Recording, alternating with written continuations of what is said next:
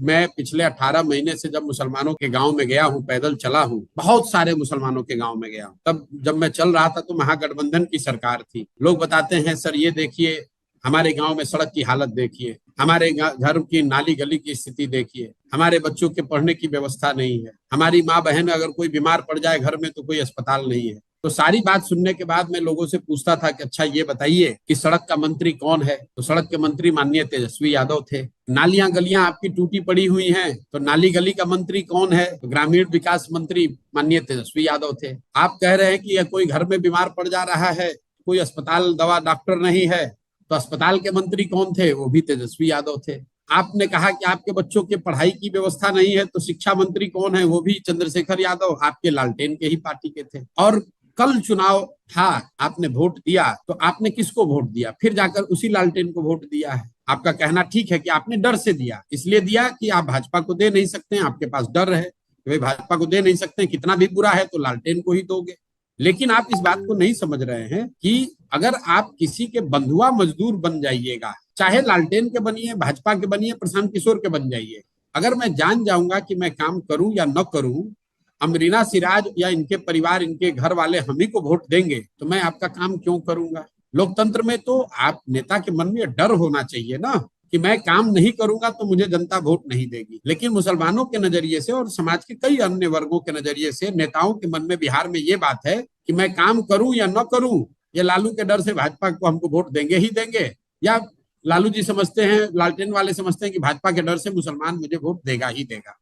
अब इससे स्थिति से आप निपटेंगे कैसे। आपको मेरी बात सुनने की जरूरत नहीं है। मैं हमेशा कहता हूं मुसलमान भाइयों को कि आपको जो बातें आपके कौम में पैगंबर साहब ने बताई है सामाजिक राजनीतिक नजरिए से, उन बातों को जरा एक बार गौर से देखिए, समझने का प्रयास तो कीजिए।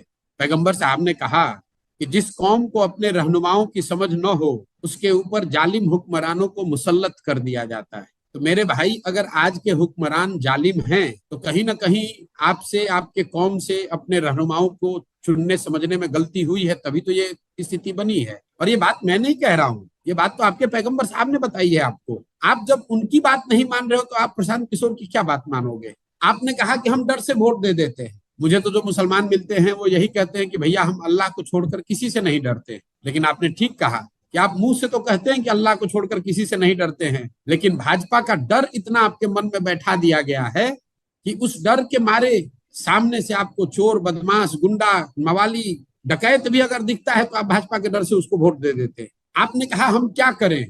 आपके कौम में पैगंबर साहब ने बताया कि बिना जद्दोजहद के जीवन में कुछ हासिल नहीं हो सकता है। तो आप जद्दोजहद करें, विकल्प अगर नहीं है तो विकल्प बनाने के लिए खड़े होइए। मजबूरी में भाजपा के डर से लालटेन को वोट न देना पड़े, इसके लिए विकल्प बनाइए। अपने लिए, अपने बच्चों के लिए अगर आप नहीं खड़े होंगे तो कोई दूसरा क्यों खड़ा होगा। किसी के पीछे चलने से आपका भला नहीं हो सकता है। आप 40-45 साल तक कांग्रेस के पीछे चले, उससे आपका क्या भला हो गया। सच्चर कमेटी की बात लोग करते हैं, आपने भी सुनी पढ़ी होगी। जब सच्चर कमेटी की रिपोर्ट आई, उसमें लिखा गया कि सामाजिक आर्थिक नजरिए से देश में दलितों के बाद सबसे ज्यादा पिछड़ा अगर कोई है तो मुसलमान है। जरा आप इस बात पे गौर फरमाइए कि जब सच्चर कमेटी की रिपोर्ट आई, उससे पहले इस देश में किन लोगों का शासन था। उससे पहले भाजपा का शासन नहीं था, उससे पहले उन लोगों का शासन था जिसको आप अपना रहनुमा मानते हैं। अगर उन्होंने आपकी चिंता की, आपके कौम की चिंता की, आपके बच्चों की चिंता की, तो आपकी हालत इतनी खराब हुई कैसे, जैसा सच्चर कमेटी में बताया जा रहा है। तो मेरा आपसे अनुरोध यही है कि आप किसी प्रशांत किशोर के भरोसे अपने बच्चों की जिंदगी नहीं सुधार सकते हैं।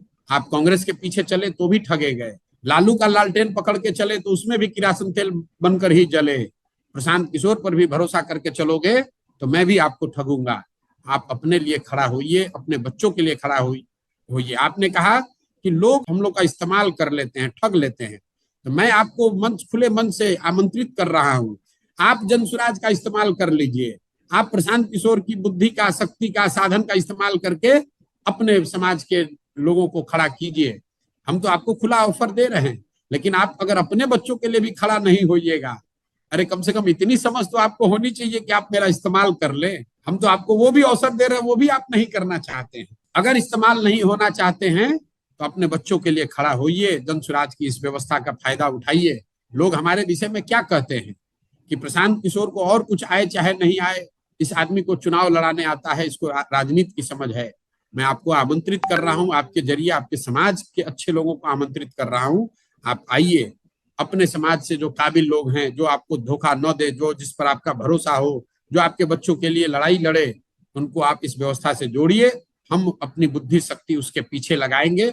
हमारे पीछे मत चलिए, आप आगे चलिए। आपके पीछे हमारी शक्ति, बुद्धि, ताकत सब लगेगी। आप जब खड़े होंगे तो उससे आपके बच्चों का जीवन सुधरेगा, वरना लालटेन में किरासन तेल बनकर जलते रहेंगे।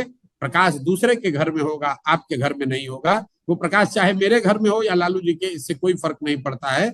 आपके घर में वो रोशनी नहीं आने वाली है।